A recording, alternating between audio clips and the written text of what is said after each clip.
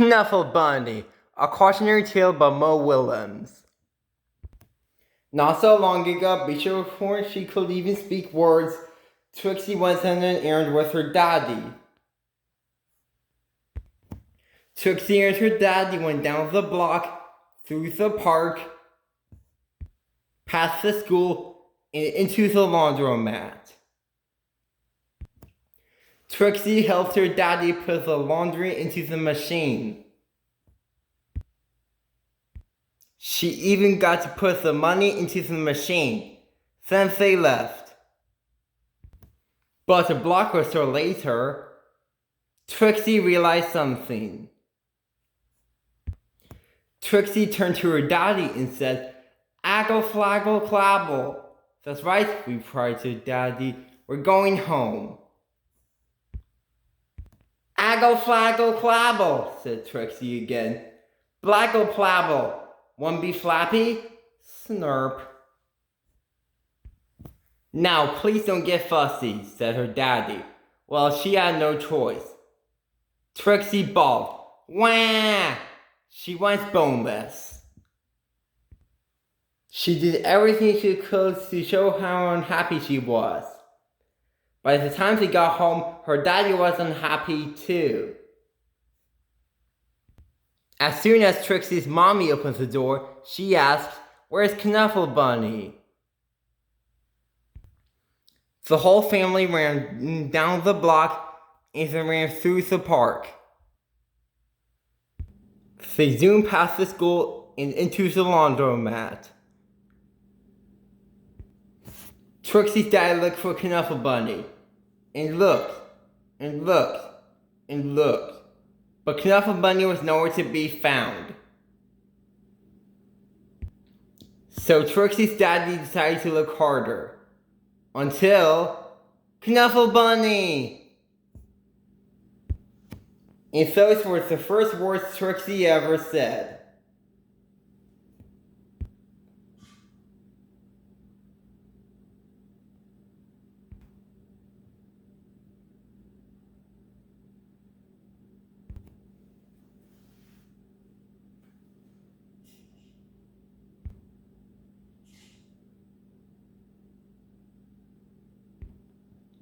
Knuffle Bunny 2, A Key to Mistaken Identity by Mo Willems.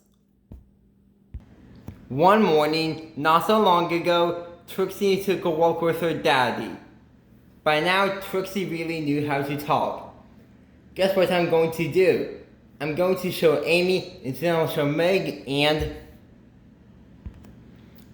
then I'll show Margot, and then I'll show Jane, and then I'll show Leela, and then I'll show Rebecca, and then I'll show Noah, and then I'll show Robbie, and then I'll show Toshi, and then I'll show Casey, and then I'll show Connie, and then I'll show Parker, and then I'll show Brian, and talk and talk. Trixie was excited because she was taking her one-of-a-kind Knuffle Bunny someplace very special. Come on! School!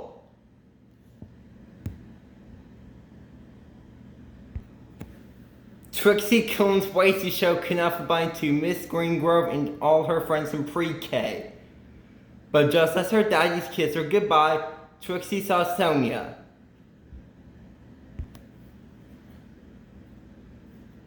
Suddenly, Trixie's one-of-a-kind Knuffle Bunny wasn't so one-of-a-kind anymore. The morning did not go well. Knuffle, Knuffle, Knuffle, Knuffle. The afternoon was worse. Once the school bell rang, Miss Greengrove returned to the Knuffle Bunnies, and the day got better. Then, before she knew it, it was time to go home. Trixie ate her dinner, devoured her dessert, brushed her teeth, and tried to escape the mommy and daddy robots from playing Snurp. At 1:30 bedtime, Trixie was tucked in, ready for sleep. But a few hours later, Trixie realized something. Trixie marched into her mommy and daddy's room and said, That is not my bunny. Trixie's daddy tries to explain what 2:30 a.m. means. He asks, "Can we deal with this in the morning?" Trixie's daddy went to the phone. Before he even made it down the stairs, bring! The phone rang. "We have your bunny," said a man's voice on the other end. "We have yours," replied Trixie's daddy. Arrangements were made. Trixie and her daddy rushed across the neighborhood. Trixie did not want to be late. Neither did Sonia. There was an exchange, and the Knuffle bunnies were back where they belonged. "I was so worried about my bunny," said Sonia. "So was I," Trixie replied. Then they both said, "I'm glad you got your bunny back at the exact same time." And that's how Trixie found her first best friend. Knuffle Bunny accepted, of course. The end. Epilogue. The next morning, both Trixie and Sonia rushed to school. The new best friends had a lot of catching up to do. "Do you want to play with my Knuffle Bunny?" "Sure, do you want to play with mine?"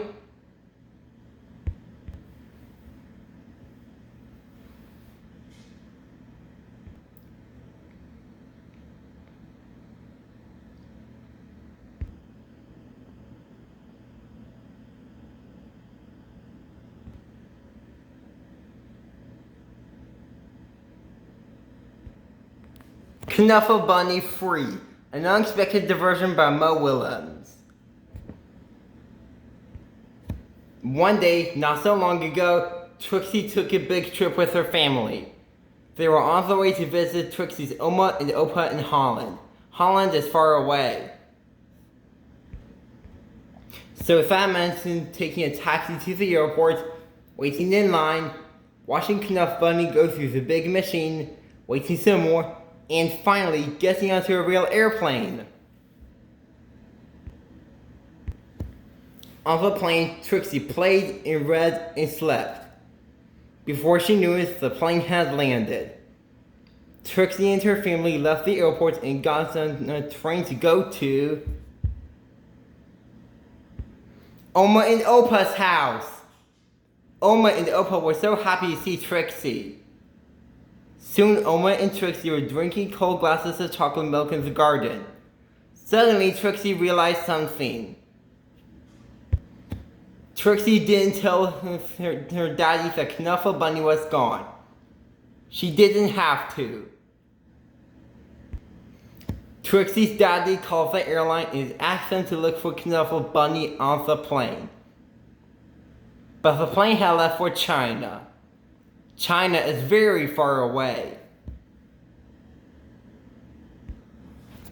Trixie's mommy hugs her and asks her to be brave.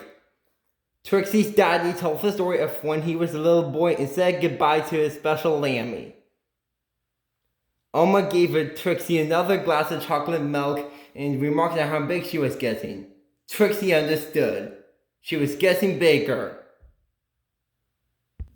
Even if she wished she wasn't. The next morning, Trixie tried to enjoy going to the cafe and the swings into the playground and the carnival that was in town.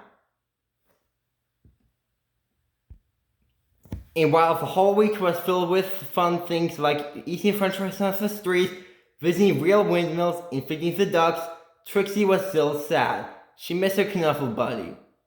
Oma and Opa understood. Oma and Opa had a plan. That night, they had a surprise for Trixie. A brand new, top-of-the-line, Funny Bunny Oney Doll Extreme. It could walk. It could speak in Dutch. I can't spreken. It could dance. I can't dansen. But it couldn't make Trixie feel any better. Trixie was sure that she won't be able to sleep another night in the strange bed without her Knuffle Bunny. But before she knew it, she was dreaming. She dreamed of Knuffle Bunny and all the places he will visit. She dreamed of all the children Knuffle Bunny will meet. She dreamed of how Knuffle Bunny would make them feel better. The next morning, Trixie felt better. Trixie had a big breakfast. She played with Oma on the playground swings. She even tried to sip of Opa's coffee at the cafe. It was a great day. Before she knew it, the trip was over and it was time to go home. Trixie hugged Oma and Opa as hard as she could. Then Trixie and her family got back onto the train and back onto the plane and listened to the crying baby as the plane lifted off. Wow! But can you believe it? Right there on the very plane, Trixie noticed something. Knuffle Bunny! Trixie was so happy to have Knuffle Bunny back in her arms. Wow! Happy enough to make a decision. Trixie turned around and said, "Would the baby like my Knuffle Bunny?" "Really?" asked the baby's mother. "Really?" asked Trixie's daddy. "Really?" asked Trixie's mommy. "Blaggy plaggy?" asked the baby. "Really?" said Trixie. She was big enough. The baby was happy. The baby's mother was thankful. Trixie's parents were proud. And the other passengers were very relieved. And that is how, a few weeks later, Trixie received her very first letter. The end. A note to Trixie. Trixie, I hope to watch you grow up, fall in love, start a family, and be happy. And I hope that one day, many years from now, you will receive a package from an old pen pal. Love, Daddy.